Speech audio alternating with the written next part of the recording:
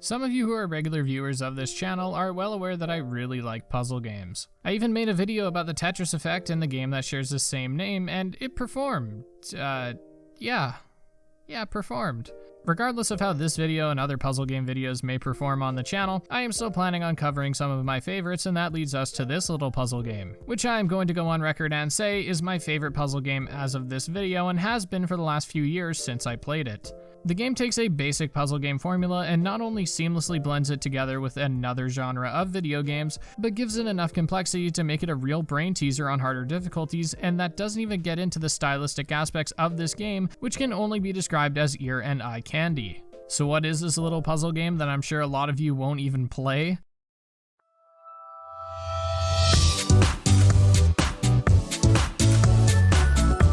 Now, I know a lot of you are likely about to click off the video, but I ask that you at least hear me out here because this isn't really my typical game either. A lot of you know that I usually play a lot of AAA action adventure games that are based in realism. And as someone who doesn't watch anime, doesn't play dating sims, and who also initially thought this game looked like ass, I can say with 100% honesty that I was so pleasantly surprised by this game that I felt far too obligated to at least recommend it to you. Now, I need to talk about the elephant in the room here because I'm sure there are a lot of you that are going to mock the living hell out of me, and because I'm sure it's what a lot of people assume to be the game's biggest appeal. I must tell you, this game is for adults. If you are under the age of 18, don't play this game. With that being said, as I was saying, the biggest reason people won't play this game is because it's a porn game. Your goal throughout this game is to talk to 9 different women and have sex with them. And after 4 dates that are perfectly normal, you participate in a level where cartoon boobas are present, and in between levels you get optional photos to look at of all these women. Before I go any further though, I have to make it very clear that the pornographic elements of this game is not the reason that I am playing it. As I had to explain to one of my fellow content creators, Skyman Slash, when she saw my Steam page, if I want to see pornography, I am just going to Google it, where I could find millions of different videos and where I could even find the exact scenes from this game for free. I would not lock some cartoon titties behind not only a paywall, but behind a wall that requires a few hours of gameplay to actually see. To further this, I purchased the censored version on Steam rather than buying the uncensored version from the developer's website. I am here to talk about the gameplay and the charm of this little match 3 puzzle game, and that's why as far as games like these go, this is one of the most popular. Because its most addictive assets are its visuals, its incredibly replayable gameplay, and its soundtrack, which consists of earworm after earworm. The game's plot is quite simple. You play as a bit of an incel who fails to secure a relationship with a woman, and to help him achieve his goals, he is blessed with a fairy named Q. Q teaches you the basics of the game, which are as follows. There are 9 women in your town, and when you go on a date with them, you are thrusted into a date puzzle, which is where the gameplay comes in. In between dates, you can talk to your partners to earn honey, which is this game's currency used to make the gameplay easier by upgrading your skills, and after each date, depending on your score, you'll receive money, which is the currency used to buy your dates gifts, which can have some significant gameplay effects. After the 4th date, you can participate in a minigame where you sleep with the woman, and your goal is to sleep with essentially all of them. Firstly, let's talk about the base mechanics of the game, which is the main reason you guys are here. Right, guys? Yeah? Okay. It consists of matching 3 tokens of the same suit in a row, though many more can be matched in a single move. You can do this by moving a singular token anywhere horizontally or vertically across the board, but not diagonally. Each token has a purpose which corresponds with the girl that you are on a date with. Each girl has different interests and different things that they are attracted to, and some things that they're not very attracted to. These interests affect which tokens you'll be trying to match the most and which ones you'll be avoiding the most. First is the hearts and broken hearts. Matching the hearts will give you something called passion, which is shown at the bottom of the board. Passion is essentially a score multiplier that eventually caps out and is near invaluable by the end game, as it can give crazy boosts to the score received upon each match. The broken hearts, however, will eliminate some of the player's score, and this is unfortunately percentage-based, meaning no matter how good you're doing, matching a broken heart will always sting just a little bit. The teardrop-looking tokens give you sentiment. Sentiment can be used to give your pre-selected gifts to your date. I can talk about gifts later, but for now, that's what sentiment is used for, and it's much like passion, essential to completing the endgame.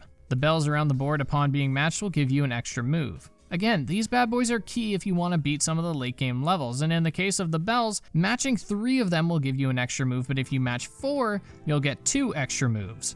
and 3 extra moves if you can somehow match 5 of them. Now, all of the other tokens, being talent, sexuality, romance, and flirtation, are the traits that the women are either into or not into. Take one of the girls, Lola, a flight attendant who really enjoys romance tokens but doesn't enjoy talent tokens. So for that specific date, you'd want to try and match as many romance tokens as possible, since it will reward you with a handsome bonus.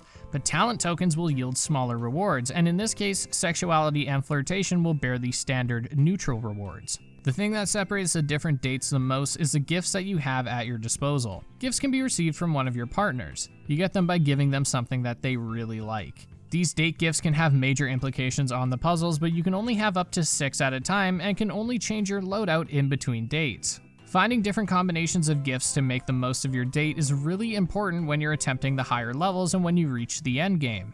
These date gifts can only be used once per date and cost sentiment. The first gift you are guaranteed to get is the teddy bear, which converts all broken hearts into passion tokens. This gift could be combined with the pink lily, which consumes all passion tokens on the board to max out your passion very quickly. Some of my favorites include the golden earrings, which give me an extra move for every 2 joy tokens on the board without consuming said joy tokens. The stuffed penguin, which turns all broken hearts into golden bells, and the leopard print pumps, which give you an extra move for every match of 4 or greater. Specifically, I want to focus on those leopard print pumps for a second, because they do a good job of showing why these gifts change up gameplay so much. Obviously, you want to go for matches of 4 or 5 regardless of gifts, but with this gift, I would now go for a match of 4 with talent when I was with Lola, for example, even though she didn't like it, just because it was essentially a free move, since I would be getting an extra move from the pumps. On top of that, matching 4 causes a large portion of the board to be cleared, meaning more tokens will take their place. So if I needed to, I could also match 4 even when it wasn't optimal to reshuffle a part of the board and introduce new pieces for potentially greater matches. This also reflects a greater reason as to why I like this game so much, and that's the sheer amount of things to keep track of. Your passion level, the preferences of the girls, your sentiment levels, your gifts on hand, your current score, and the board itself all dictate the kind of moves you make, and failing to keep any of these aspects in check can quickly lead you to a failed date. I think a large reason as to why the puzzles here are so fun is because they require a lot of forethought.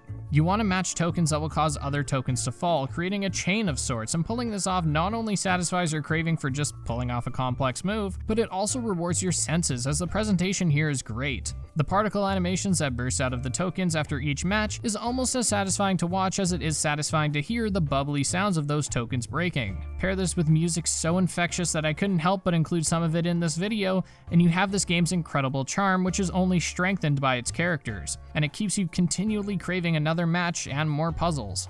By the time you get to the end game, dates will take upwards of 5 to 10 minutes each, because each move is so integral and requires so much forethought, and this is strengthened by the game's adequately challenging difficulty modes, with hard mode being a good test of your matching skills.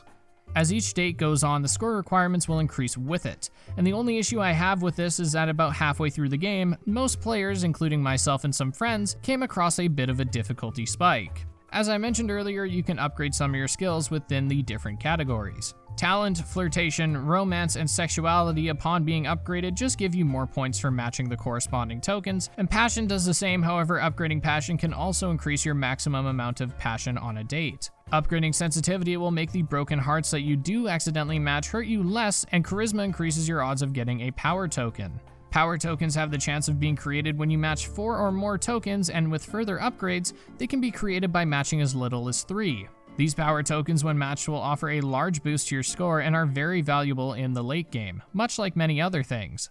Back to that difficulty spike I mentioned before though, you may eventually hit a wall where your skills are just not where they need to be, and in order to upgrade your stats, you may have to grind a bit. You don't necessarily have to, but I always found myself grinding out points anyways. You upgrade these stats with honey, and you can get some by talking to the women around you and giving them gifts. Of course, you can only talk to them when they are not hungry, meaning you'll have to buy them food, which costs money, and buying them gifts also costs money. In my case, I found this strategy worked the best. Alcohol plays a large role in this game. If you talk to one of the ladies in the evening or at night and give them alcohol, you'll get more honey for each intoxication bar that is filled. Best thing to do is save up some cash, get them absolutely shit-faced, and just talk to them. Ask them questions, answer questions, and this will reward you with a ton of points, which can be furthered if you spend any extra change on buying them gifts, as the reward from those gifts are multiplied through their intoxication. This allowed me to max out my stats pretty quickly, and I think now we should talk about the other half of this game, which is the dating sim aspect.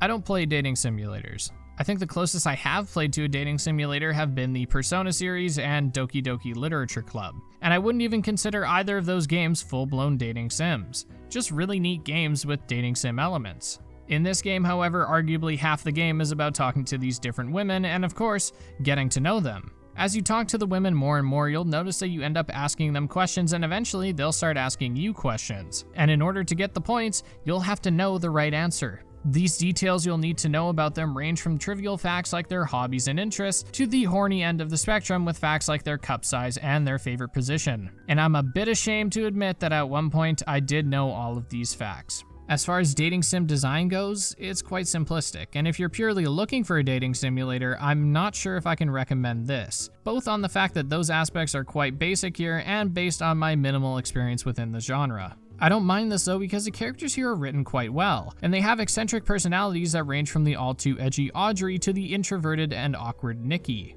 They all have introductions that tell you a little bit about them, and everything that they do, say, wear, and eat is all tailored to their personality. I know it may seem ridiculous to bring it up, but I just felt that these characters, while not having deep arcs or fully fleshed out backstories, were a lot of fun. On top of that, knowing the type of person that they are can help you answer some of their questions within the game. That is, if you don't have them already memorized, which if you're grinding, you probably will. The dialogue here between you and these women, and especially between you and your horn dog mentor Q, were interesting and most of the time quite humorous.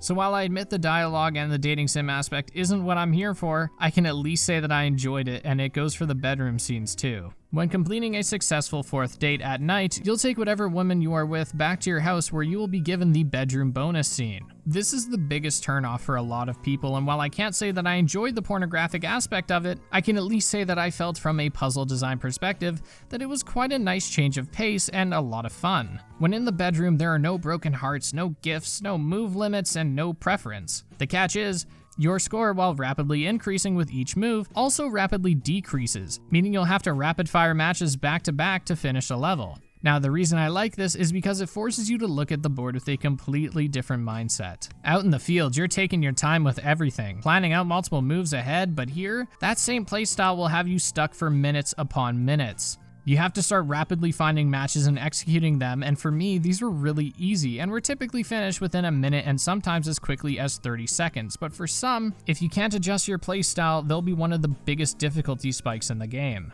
While initially you are introduced to a handful of girls, there are a few unlockable secret ones too. After sleeping with a woman for the first time, Q eventually becomes dateable, and there's even an alien that you can date, and even a fucking cat lady. Look, I can put up with, and I think I have put up with a lot of stuff surrounding this game, but this is just over the line for me. Once you sleep with all the women, you get access to Venus, the god of love or something. I don't know. When you do finally finish the game, which is achieved by sleeping with all of the women, including the secret ones, you can unlock Alpha Mode. Alpha Mode essentially lets you date whoever and will cause the score requirement for each date to expand exponentially, reaching into the hundreds of thousands. Compare this to the normal game, which usually doesn't even break 10,000 points for the endgame, and you get a decent idea of how hardcore this mode is. It's actually what I would argue to be the best part of the game, because you are now equipped with all the knowledge and gifts necessary to tackle such a monolithic task, and it's the perfect way to hone your skills. So that's basically all I have to say about this cute little puzzle game. It's scarily addictive, and I find it quite strange how a game like this is caught between a bit of a rock and a hard place. Pun intended. On one hand, I'm sure the game is held back by its pornographic nature, and because of said nature, there are going to be a lot of people that, despite how good the gameplay is, won't touch it with a 6-inch pole.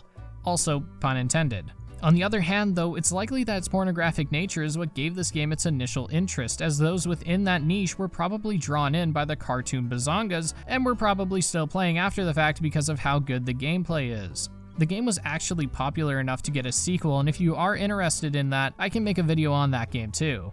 If you are of age, I highly recommend that you give this game a shot. It's one of my top puzzle games of all time, and it's up there with Tetris and Portal, and while it is in a lot of ways nothing like those other classic puzzle games, the addictive charm of it is all too familiar. Alright, hello my fellow gangsters. I don't know what the fuck to say. I'm so tired. I've spent the last 8.5 hours working on this video tonight.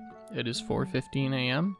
I just wanted to say thank you for watching. I want to shout out the gold tier patrons: Bossian22, Christopher Moreno, Francis Pop, Mario Nade, and Pyrite. I want to shout out the silver tier patrons: Chiefy, Dr. Nannard, Gonzo Gonzalez, and Jacob Douglas. And for the bronze boys, I just want to say thank you to Denzel Ritesh, Nathan Figs, Over the East, and Ulf Hednar 845. This video is kind of weird, I know. It was really, it's like, I'm posting on April Fool's because it is kind of a goofy video and a goofy idea, but I actually do fuck with this game really hard. I like it a lot. It is genuinely a good puzzle game, and I know you just listened to me for the last 15 minutes trying to explain that, so I'm gonna shut up. But yeah, if you want to follow me on Twitter, you can do that. I try to live stream, but I'm really bad about it because I just don't feel like doing it as much anymore. I don't know, I just don't get any creative fulfillment from streaming anymore, and maybe that's because I need to change what I'm doing, I'm not sure. But yeah, that's kind of where I'm at right now. Next video is probably going to be either Spider-Man PS4 DLC, or it's going to be on Festival of Blood. Working on that as we speak. The script is done for the Spider-Man video, so that one will probably be first, but I don't want to do 2 DLC videos back to back, so I might do a DLC video and then something else, and then yeah. So okay, I've talked for way too long. I love you guys. I hope you're staying safe and healthy, and I will see you in the next video. Take care.